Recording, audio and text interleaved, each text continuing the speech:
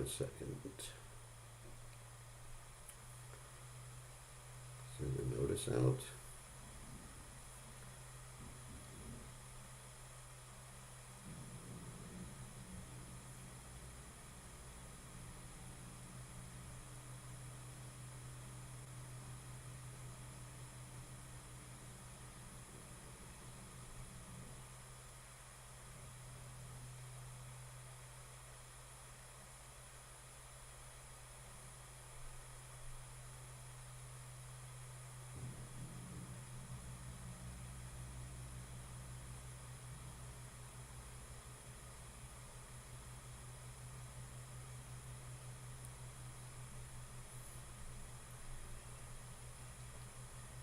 Right, hold on a second.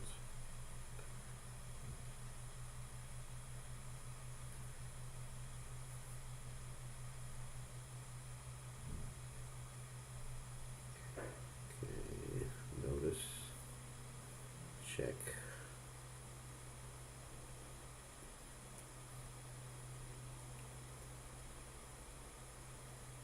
Here we are live, okay.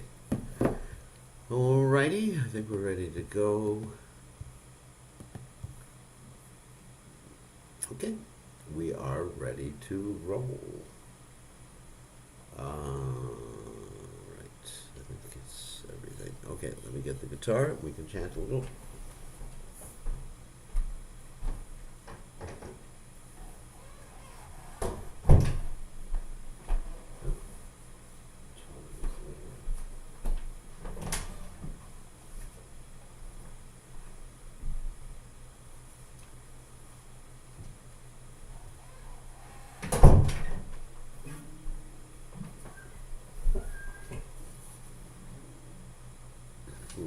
Interesting.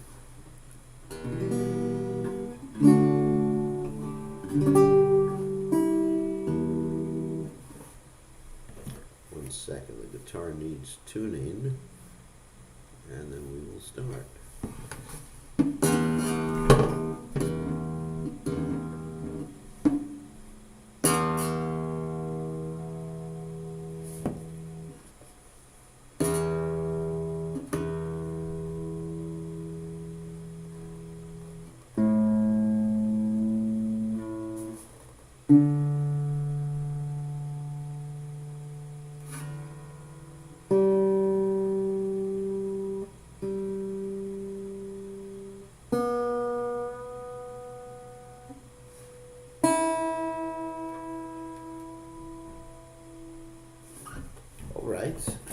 We are ready to start. Let's play something simple tonight.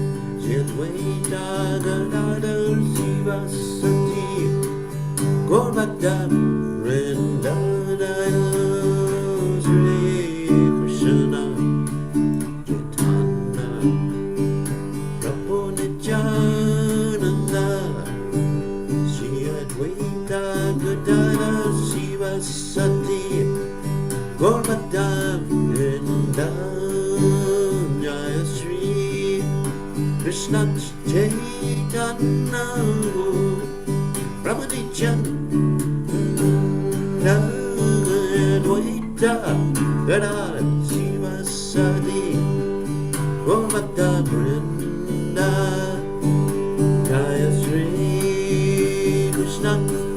Caitanya, Prabhu Nityananda, Advaita Gadadhara Shiva Sati Gaurvata Vrinda. Hare Krishna, Hare Krishna, Krishna Krishna, Hare Hare, Hare Rama, Hare Rama, Rama Rama, Hare Hare, Hare Krishna, Hare Krishna, Krishna Krishna, Hare Hare, Hare Rama, Hare Rama, Rama Rama, Hare Hare, Hare Krishna, Hare Krishna, Krishna Krishna, Hare Hare, Hare Rama, Hare Rama, Rama Rama, Hare Hare, Hare Krishna, Hare Krishna, Krishna Krishna, Hare Hare, Hare Rama, Hare Rama, Rama Rama, Hare Hare, Hare Krishna, Hare Krishna, Krishna Krishna, Hare Hare, Hare Rama, Hare Rama, Rama Rama, Hare Hare, Hare Krishna, Hare Krishna, Krishna Krishna, Hare Hare, Rama Hare Rama, Rama Rama, Hare Hare, Hare Krishna, Krishna Krishna, Hare Hare, Rama Rama, Rama Rama, Hare Hare Krishna, Hare Krishna, Krishna Krishna, Hare Hare, Hare Rama, Hare Rama, Rama Rama, Hare Hare, Hare Krishna, Krishna Krishna, Hare Hare, Hare Rama, Hare Rama, Rama Rama, Hare Hare, Hare Krishna, Krishna Krishna, Hare Hare, Hare Rama, Hare Rama, Rama Rama, Hare Hare, Hare Krishna, Krishna Krishna Krishna, Hare Hare Rama, Hare Rama, Rama Rama, Hare Hare, Hare Krishna, Krishna Krishna Krishna, Hare Hare Rama, Hare Rama, Rama Rama, Hare Hare, Hare Krishna, Krishna Krishna, Hare Hare, Hare Rama, Hare Rama, Rama Rama, Hare Hare, Prabhupada, Prabhupada, Jaya Prabhupada, Prabhupada, Prabhupada,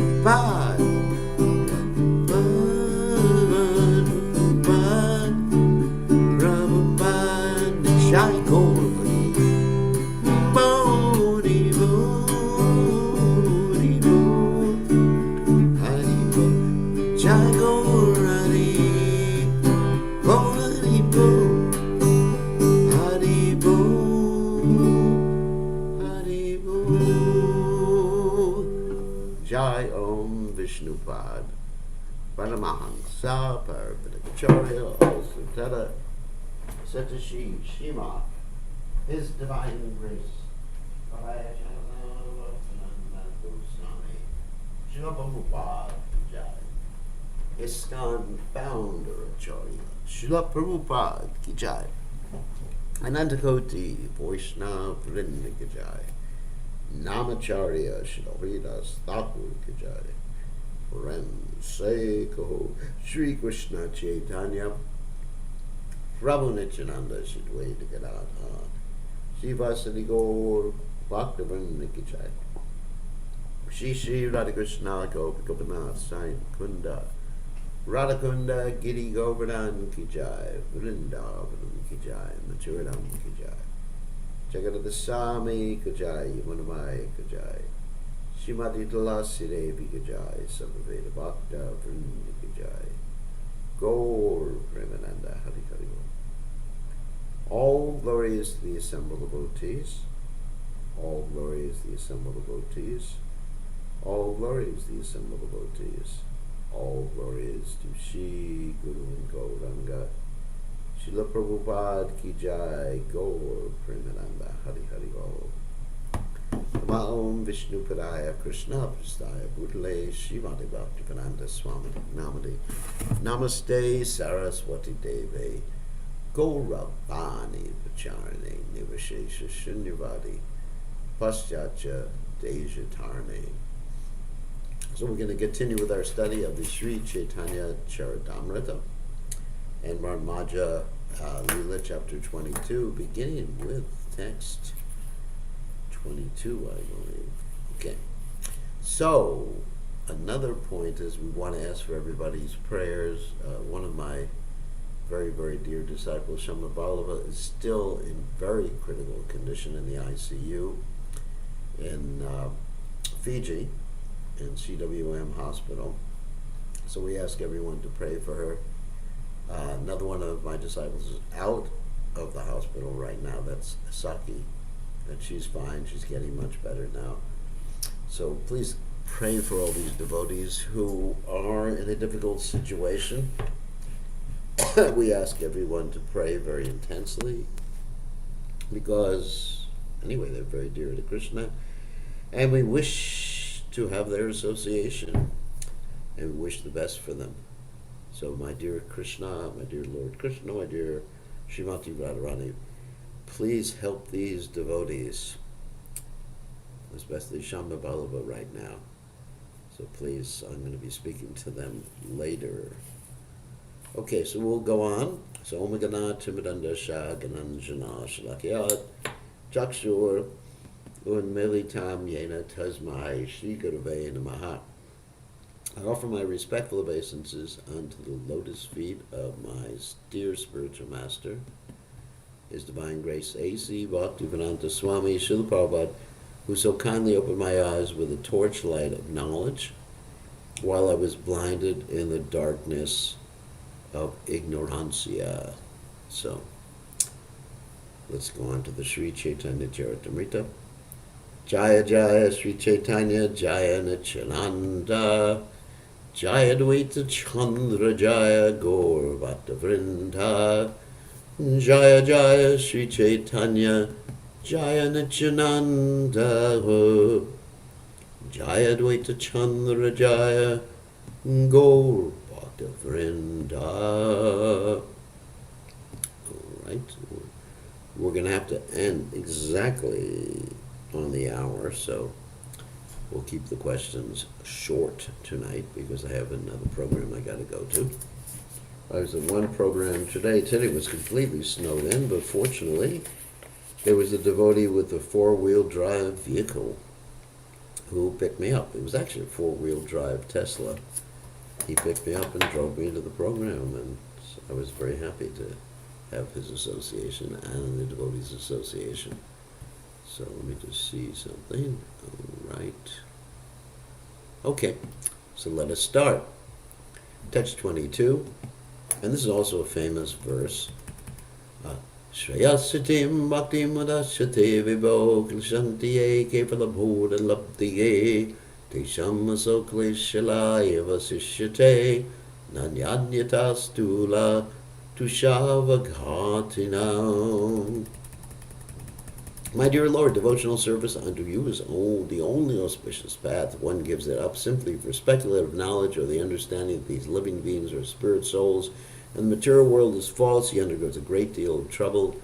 He only gains troublesome and inauspicious activities. His endeavors are like beating a husk that is already devoid of rice. His labor becomes fruitless. And this is a verse from Srimad Bhagavatam 10:14-4.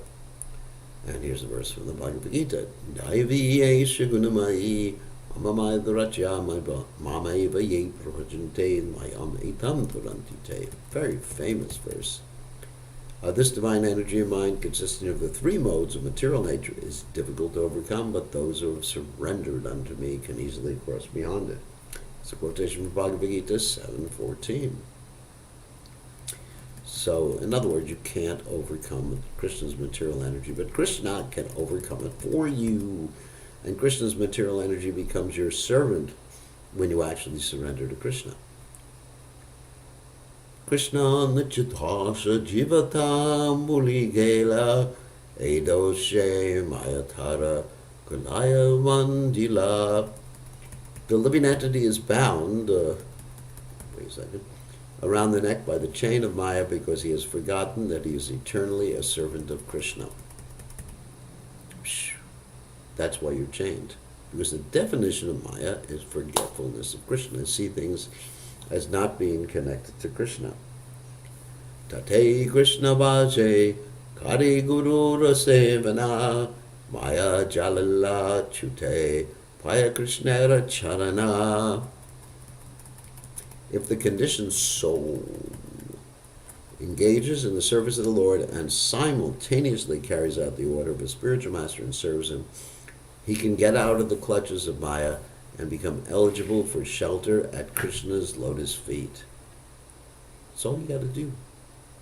Chant, chant, chant, and serve the Lord and the spiritual master.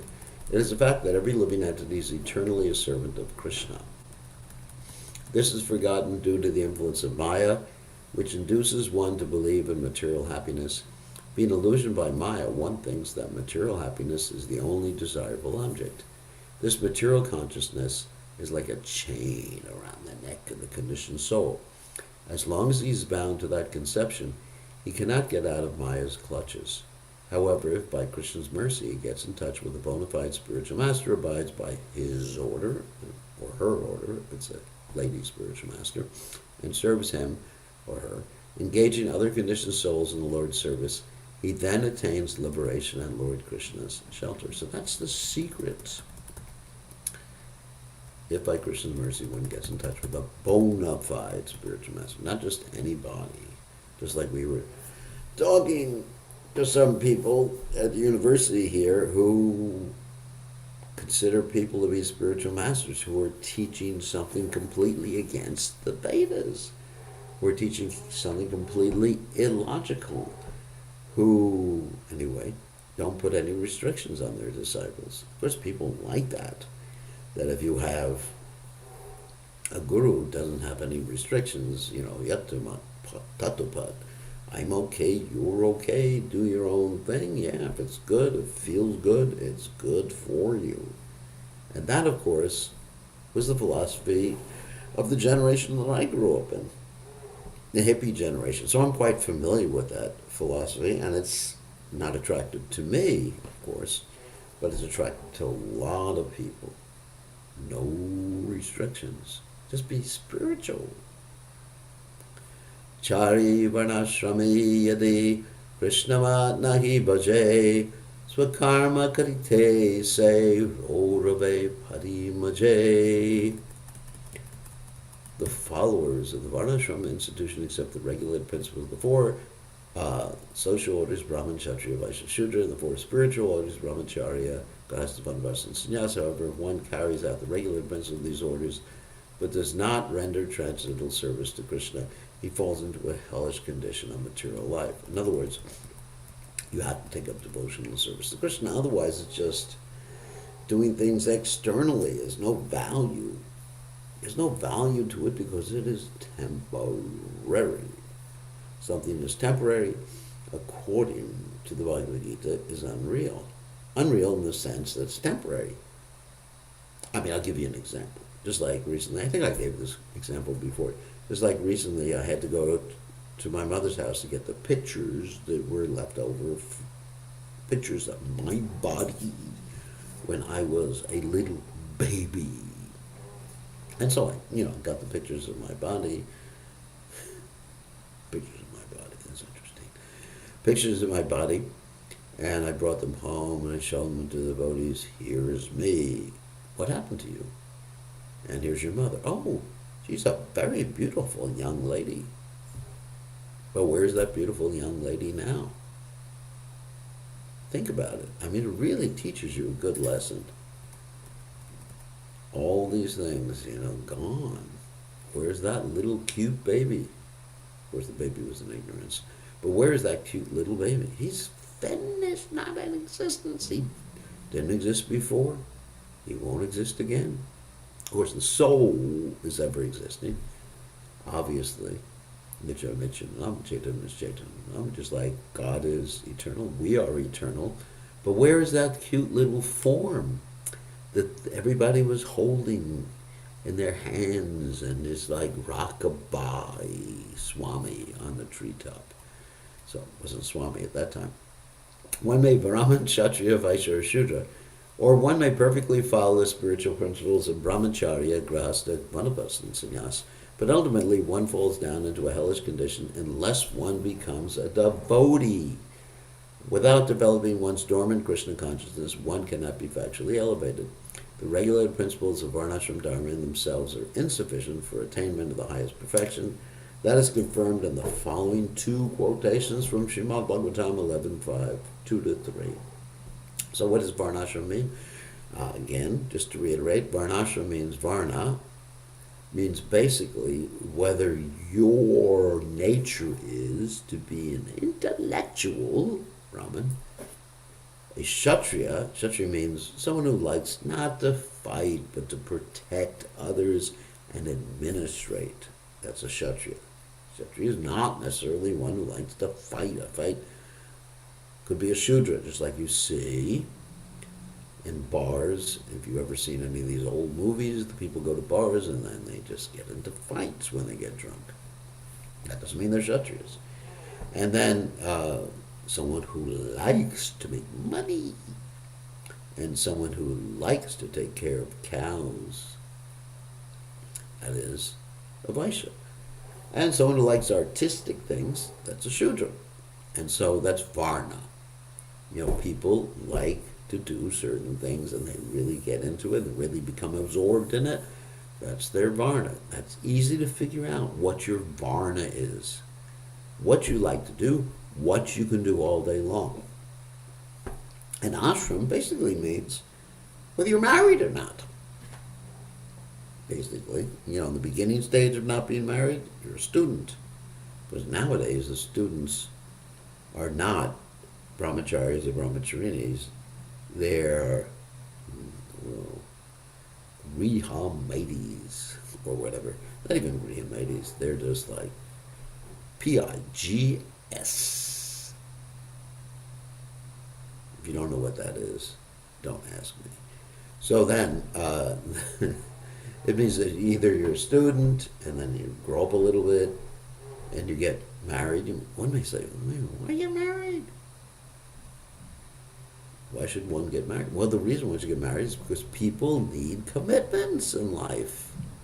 We talked about this today during an initiation. We're going to be posting that video for people to see.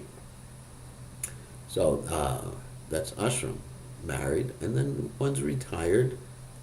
And instead of when you're retiring and go to the golf course, you actually go and serve Krishna with your wife. And that's Vanaprastha. And then some people will become sannyasis like me. People just couldn't make it in the no. People who are inclined just for renunciation. People who like computers. People who are inclined just to serve Krishna. And who can live a more austere life. That's a fact. So let's read the Bhagavatam verses. Mukha bahorha padebhya purushasya shramaya saha tatvara yire varna gunar vipradaya pratak. From the mouth of Brahma, the Brahminical order has come into existence. Similarly, from his arms, the Kshatriyas come, from his waist, the Vaishyas have come, and from his legs, the Shudras have come. These four orders and their spiritual counterparts Brahmacharya, Grasta, Vanaprastha, and Sannyas combine to make human society complete. And there's a social order. Everybody has a place, as a part to play, and everybody's part is important, and everybody respects everybody else. It's not that the intellectual looks down upon the Shudra. He just loves everybody and appreciates everybody. And everybody's Vaishnava. Just like Lord Chaitanya Mahaprabhu took instructions from someone who was a Shudra. That's Ramananda Roy. He didn't consider, basically, whether one was a Vaishya or a Shudra or whatever. If someone knows the science of Krishna, Kiva Vipra Kiva Nyashi Shudra Kinanoi, Ye Krishna Tattva Veda Se Guru Hoy, that person can be accepted as Guru. Ya Isham Purusham Sakshad Atma Prabhavam Ishwaram Navajan Javajananti Stanagrashta Patanchadaha. If one simply maintains an official position in the four varnas and ashrams but does not worship the Supreme Lord Vishnu, he falls down from his puffed up condition into a hellish condition. So puffed up means proud. It's just Prabhadism for proud.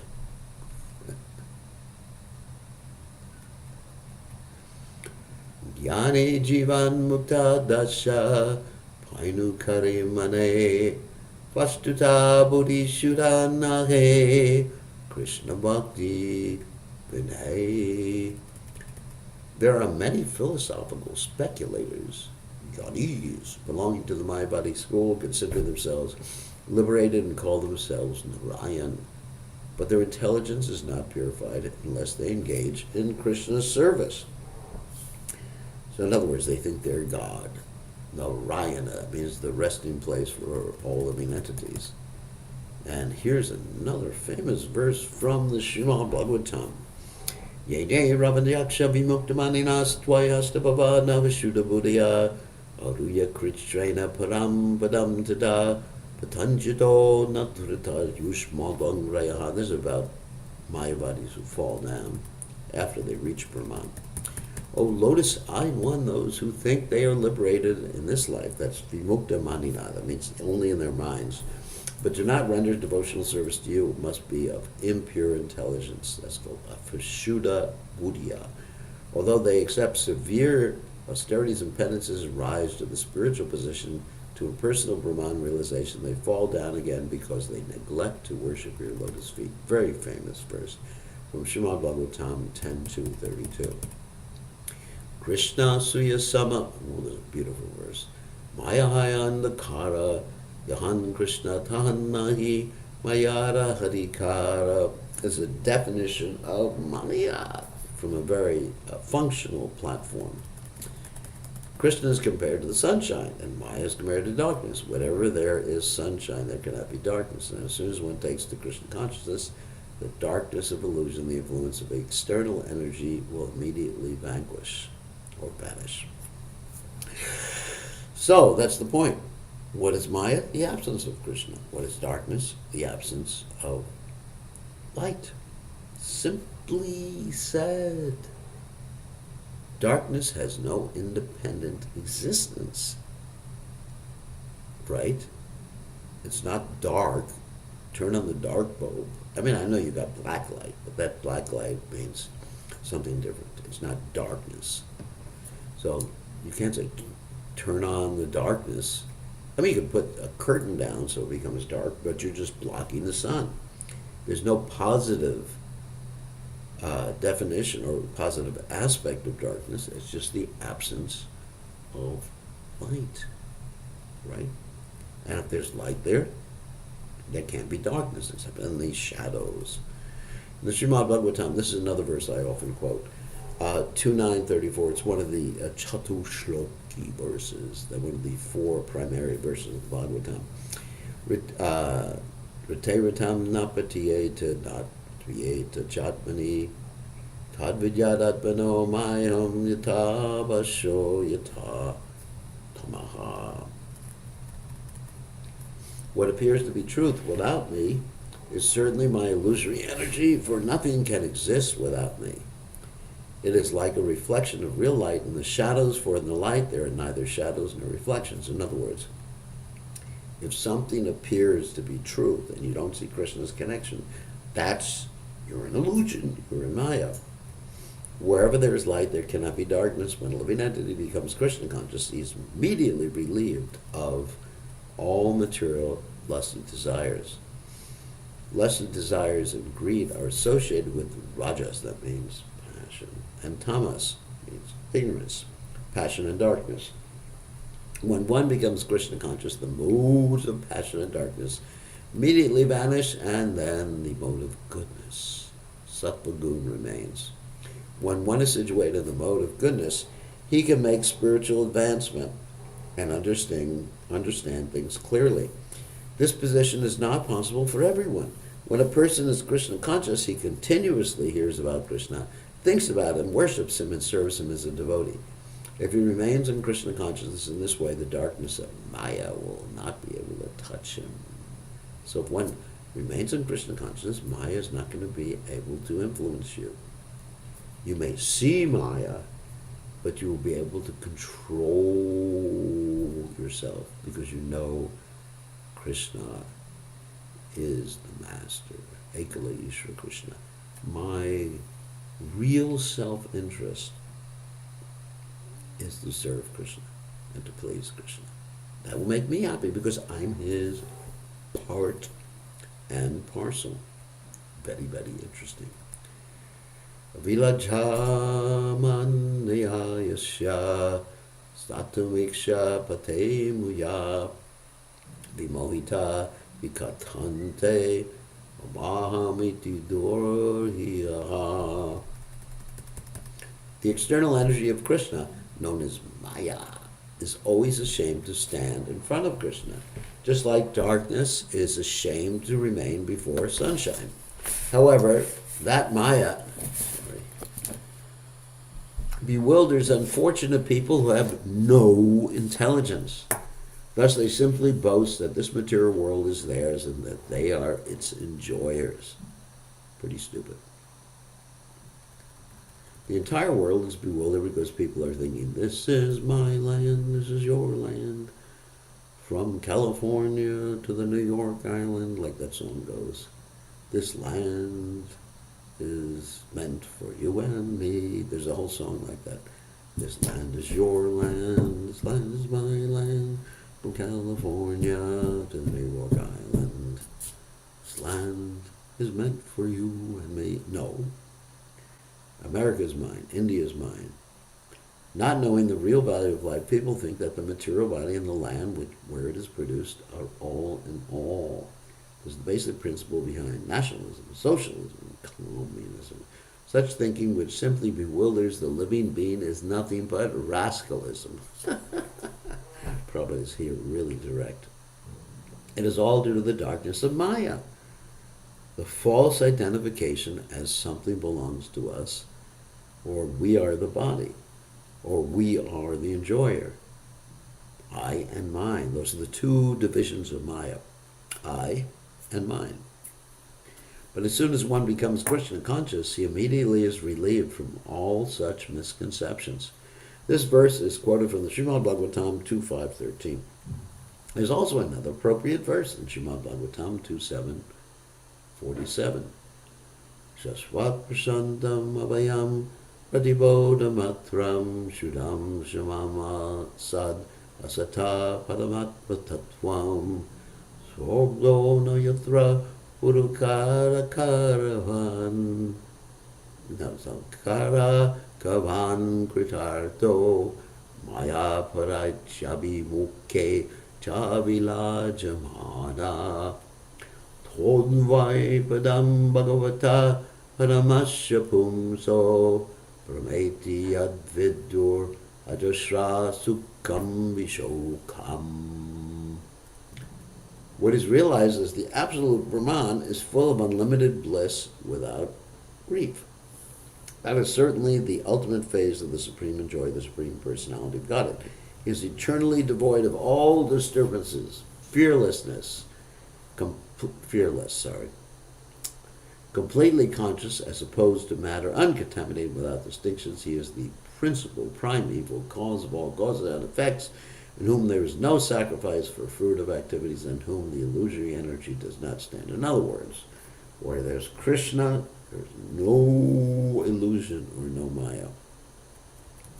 This verse was spoken by Lord Brahma when he was questioned by the great sage Narada. Narada means the guy who travels. That's a direct translation of the word Narada, the guy who travels, or the man who travels. Narada was surprised to see the creator of the universe meditating, for this indicated there might be someone greater than Lord Brahma. While answering the great sage Narada, Lord Brahma described the position of Maya and the bewildered living entities. This verse was spoken in that connection. Krishna tamarahana yarivale kapara Maya panda haite Krishna tari kare pada. One is immediately freed from the clutches of Maya if he seriously and sincerely says, "My dear Lord Krishna, although I have forgotten you for so many long years in the material world, today I am surrendering unto you. I am your sincere and serious servant. Please engage me in your service." So you should seriously say that. I am suffering. What does that verse sound like?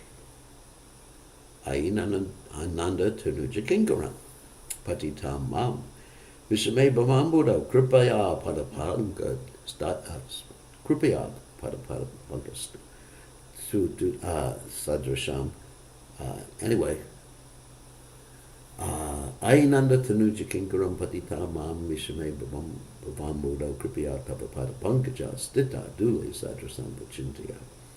O Krishna, O son of Nanda Maharaj, I'm your eternal servant, yet somehow or other I have fallen into this horrible ocean of birth and death. Please fix me up as one of the atoms at your lotus feet. It's the same thing that's being expressed here in this verse. So you see, Lord Caitanya Mahaprabhu's Shikshastika can be found in the Bhagavatam. Maybe not in the same exact words, but paraphrased, or Lord Caitanya Mahaprabhu is paraphrasing the Srimad Bhagavatam in the Shikshastika. Sakrideva prapanno yas tavasmiti jayachate avayam savada tosmai tatam yetadvatam mama. It is my vow that if one only once seriously surrenders unto me, saying, "My dear Lord, from this day I am yours," and prays to me for fearlessness, I shall immediately award fearlessness to that person, and he will always remain safe from that time on. Okay, I'm going to do that right now. Krishna, from this day forward, I am yours. But actually you have to mean it. It's not just word juggling. You actually have to say, I'm yours. That's it. No more. I'm yours. I belong to you. And please make me fearless. Make me fearless of Krishna's material energy. Let me just take shelter and depend completely on you. So, Krishna, please award me fearlessness. This verse is from the Ramayana, the Yuddha-kanda, and it was spoken by Lord Ramachandra. Wow, what a wonderful verse. Bhukti mukti siddhi kame suri hai haya Gada bhakti yoge tabi krishnere vashaya. Due to bad association, the living entity desires material happiness, liberation, or merging into the impersonal aspect of the Lord, or engages in mystic yoga for material power. Whoops. Pulling my computer off the table. Hold on a second. Don't really do that. If such a person actually becomes intelligent, he takes the Krishna consciousness by engaging himself in intense devotional service to Lord Sri Krishna. Akama sarvakamo va mokshakama dharadahi. Another famous verse. Tivrena bhakti yogena yajeta purusham padam. Whether one desires everything or nothing, or whether he desires to merge into the existence of the Lord, he is intelligent only if he worships Lord Krishna, the Supreme Personality of Godhead, for rendering transcendental loving service. So, obviously, People do have desires. So here the Bhagavatam is advocating, don't approach anyone else. Just approach Krishna. Now the typical example of this is Dhruva, who wanted a kingdom better than that of Lord Brahma. And so he approached Krishna. And as he approached Krishna, he became purified. And he said at the end, when he realized Krishna, I was looking for some pieces of broken glass, but I had found a beautiful gem. This verse from Srimad Bhagavatam 2.3.10. So that's encouraging to us. So whatever you want, it's dear to you, of course, should be Krishna consciousness, but, practically speaking, it probably isn't. It's probably something a little different, but connected to Krishna. Most devotees are sa-kama devotees. I know sometimes we find devotees in the Krishna consciousness movement saying, the demigods, they are sa-kama devotees. I'm not. Yeah, tell me all about it. Most devotees are sa 99.99999% are sa-kama devotees. They want some. That's fine. No problem. If they weren't sa-kama devotees, they'd be nishkama devotees. And that's rare. It's very rare to find a nishkam devotee, one without any material desires. So admit it. Just don't say, oh, those demigods, oh, Indra, all those little demigods. No, it's an offense to actually criticize the demigods. They may be sa-kama devotees, but they're very elevated sa-kama devotees. And here on this earth planet, we are not so elevated as sa-kama devotees. Be honest with yourself. I find people that have a lack of personal honesty as far as themselves are concerned. They can criticize others, but not themselves. Oh, don't. I don't want to criticize myself. One devotee even said to me, he said, I only made a mistake one time in my life. And that mistake was that I thought I had made a mistake. Terrible. Anya kami yadi kare krishnara bhajana na majite ha krishna tare dena swacharana. I think that's what he was making a joke. If those who desire material enjoyment are merging in the existence of the absolute truth, engage in the Lord's strength and loving service, they will immediately attain shelter of Krishna's lotus feet, although they did not ask for it. Krishna is therefore very merciful. So whatever you want, to Vrena Bhakti Yogena Yasheta Purusham Puram, just forcefully, intensely worship Krishna's lotus feet. Krishna's lotus feet will fulfill desires. Yes, sa-kama means with desire. Sa means with, having material desires. Okay? Just be honest. Who you fooling? You ain't fooling me. The only person you're fooling is yourself. Everybody else sees it. Krishna kahi amapaje, magi vishaya sukha, amritachari vishamage, evada mukha. Krishna says, if one engages in my transcendental loving service, but at the same time wants the opulence of material enjoyment, he's very foolish. That's all right. Admit it. Indeed, he is just like a person who gives up ambrosia to drink poison. And the example Prabhupada, or the story Prabhupada tells about this, is that once upon a time, there was a lady carrying firewood. She, on her head, of course, this is India, she dropped the firewood on the ground.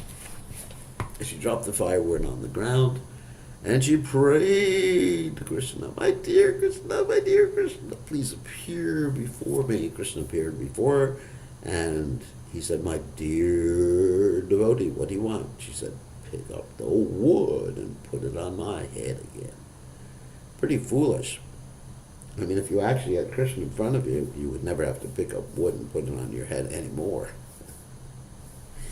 Pretty foolish. It's like going to a super rich man and asking him for $1 for a cup of coffee. So, I mean, Amivigyaye murke vishaya kene diva swacharanamrata diya vishaya bhulayeva. Since I am very intelligent, Krishna speaking, of course, why should I give this fool material prosperity? Instead, I shall induce him to take the nectar of the shelter of my lotus feet and make him forget illusory material enjoyment. That's true. It's all. Better you forget the stupid stuff. Those who are interested in material enjoyment are known as bhukti kamis. That means those who want enjoyment. Kama, kami. A kami is one who wants kama, wants something, and bhukti is material, gross material enjoyment. One who's interested in merging into the effulgence of Brahman and perfecting the mystic yoga system is not a devotee at all. Devotees do not have such desires. However, if a karmi, jnani, or yogi somehow or other contacts a devotee and renders a devotional service, Krishna immediately awards him love of God and gives him shelter at his lotus feet. Although he may have no idea how to develop love of Krishna. If a person wants material profit from devotional service, Krishna condemns such opulence while engaging in devotional service, and condemns such materialistic desires. To desire material opulence while engaged in devotional service is foolish. Although the person may be foolish, Krishna, being all-intelligent, engages him in the devotional service in such a way that he gradually forgets material opulence. In other words, he may give him what he's asking for, but in giving him what he was asking for, he really gets burned out. That reminds me of the story of the guy who embraced the desire tree in Vrindavan, asking to get married. But, nothing wrong with that, getting married. But anyway, but he was a little old to get remarried. He's already been married. And then Krishna really taught him some good lessons. The point is that we should not try to exchange loving service for material prosperity. If we are actually surrendered to the lotus feet of Krishna, our only desire should be to satisfy Krishna. That is pure consciousness, pure Krishna consciousness. Surrender means not that we demand something from the Lord, but that we completely depend on His mercy. If Krishna likes, He may keep His devotee into the poverty-stricken condition, or if He likes, He may keep him in an opulent position. The devotee should not be concerned in either case. He should simply be very serious about trying to satisfy the Lord by rendering Him service. Of course, as I said, one should be honest. If one is really desiring something, better you ask Krishna for it. It may not be the highest, you may be foolish, but just admit, I'm a fool. I'm doing this because I am foolish, but what can I do? That's me, and be honest, but Krishna, help me, help me, help me. Sajam dashat yartitham artito nrinam maivardado yat punar artita yata swayam vidate bhajatam anichatam Ichapidanam Nijapada Pallavam. Whenever Krishna is requested to fulfill one's desire, he undoubtedly does so. That's good news. But he does not award anything which, after being enjoyed, will cause one to petition him again and again to fulfill further desires. When one has other desires but engages in the Lord's service, Krishna forcibly gives one shelter at his lotus feet, where one will forget all other desires. That's very encouraging. This is a quotation from Srimad Bhagavatam, 5th canto, 19th chapter, text 27. And so we will end our recitation here. We did 22 to 40 today, and 22. Okay, someone asked, what service can you do for me? Chant the holy names purely. Okay, so anyway, give me a second to unmute you all. This takes me 1 second. I am not super fast at this. Okay, you are technically unmuted, and someone asked the question. Let me move the chat window so I can see it. Give me 1 second. All right. It says here that Krishna condemns such material desires. So knowing this, wouldn't a person with any kind of shame be embarrassed to bring any such desire to him? Yes, but it's better to be honest. It's not that you're overcome by guilt. It's better to be honest with Krishna. Reveal your mind to Krishna. Yes, it's embarrassing. Isn't it? Just like you have the spiritual master, you're embarrassed. Reveal your mind. I'm the materialistic. It's embarrassing. I'm the materialistic rascal. It's embarrassing. I don't wake up in the morning. It's embarrassing, but whatever. But be honest. Don't be overcome by guilt with the whole thing. I know I'm supposed to do that or will do that or whatever, and but embarrassing. That's all right. One should be vulnerable. One should have enough self-worth that you can be vulnerable and reveal your. I don't want to use the word zits, but anyway, you want to reveal your shortcomings to Krishna, and that's how you make advancement, when you reveal your shortcomings. Someone said, "I'm super embarrassed," almost kills me. That's all right. Just be embarrassed. I'm embarrassed too. I'm embarrassed that I came to the material world. I'm embarrassed so many things, but just self-worth means there's ashabandha. What does ashabandha means? Hope against hope. That means that we have faith in Krishna, that in spite of my having no attraction for the process of devotional service, my being attracted to everything in this sarva kama, and then Krishna will take care of me. It's like being in the arms of one's mother, that you're gonna not be so good as a little baby. I was actually reading something Prabhupada said. This reminds me. It's so funny, actually. Prabhupada was talking about first and second initiation. This is really funny. Oh my God! I don't know if I usually use this example.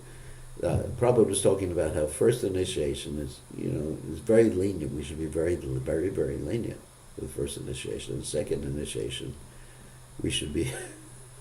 This example is just hilarious. I have to talk about it, but it's actually quite funny.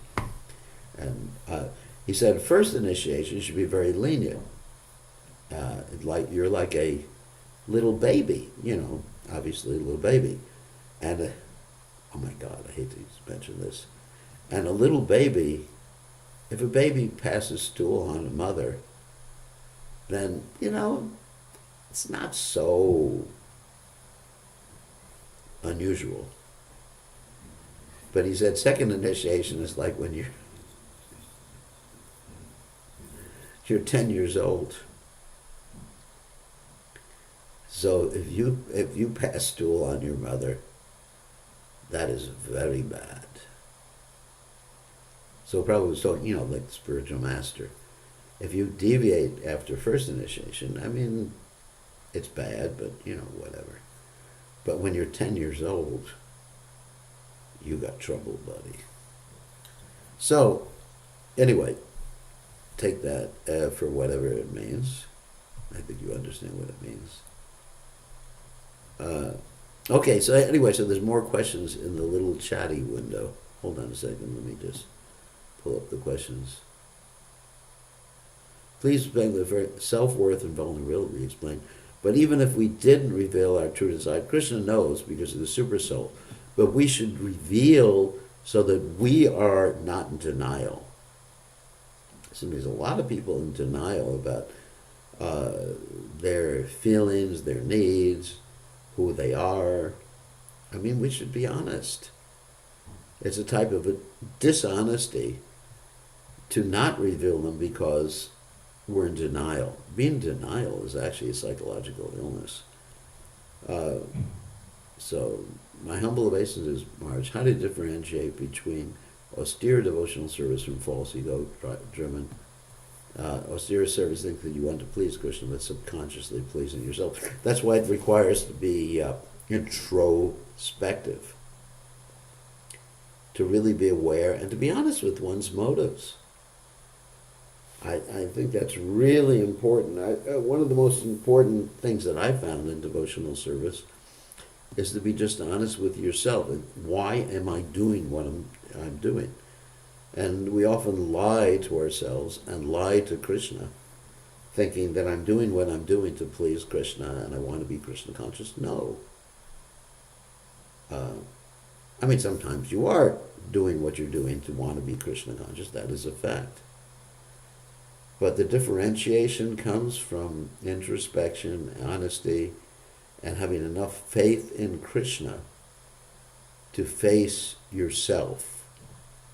I mean, facing oneself is actually much more difficult than facing practically anyone else. That's the answer to that particular question. Yes, very embarrassed too, for sure. But why not reveal it? I mean, Krishna sees it anyway. Krishna sees all my faults.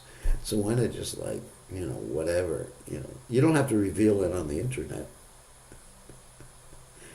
Don't worry about it. Nobody's asking you to go on the internet and Facebook or Zoom or whatever you may use to reveal all your little zits. But at least reveal it in your heart to Krishna and to yourself. Reveal to Krishna. Actually, revealing to Krishna means to reveal it to yourself, because he already knows.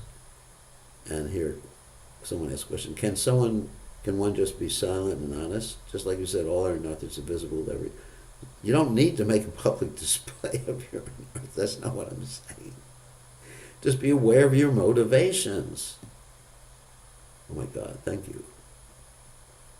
Just be aware of your motivations, that's all. And be honest enough to say, I'm like Bhaktivinoda Thakur says in his prayer, Gopinath, I'm a materialistic rascal. I mean, please take the sinner, because that's the only way you're going to get Krishna's mercy, if you're humble like that. I think humility is actually one of the hardest aspects of Krishna consciousness. How not to be complacent? Once you reveal your shortcomings, you're not going to be complacent. You're just going to understand, well, I'm pretty bad. Yeah, we can keep trying to work, because once you understand, but there's Ashabandha again, hope against hope, that in spite of having no attraction for Krishna consciousness, then Krishna will actually help us. And the more we reveal, like Lord Chaitanya is the savior of the most fallen. Of course, we're not the most fallen. There's a lot of people more fallen than us. But the more we reveal that to us and ask for help, the more we're going to get help. Yeah. If you don't ask for help, like if you go to the doctor and doctor says, do you have any problems? You say, no. I mean, just like I went to the doctor, I just went to the skin doctor. And, I had certain things on my head. Actually, there was no problem. But I revealed them all. I said, what about this? What about this? What about this? What about this and this and this and this? And that's how you get helped. If you don't go to the doctor and reveal that there's something wrong, then you may die. There's a lot of people less fallen than you. That's true, too. Okay, I got to end now, because I got somewhere to go. Thank you very much. And we'll see everybody tomorrow. Tomorrow, I think we're going to have an initiation at the temple. And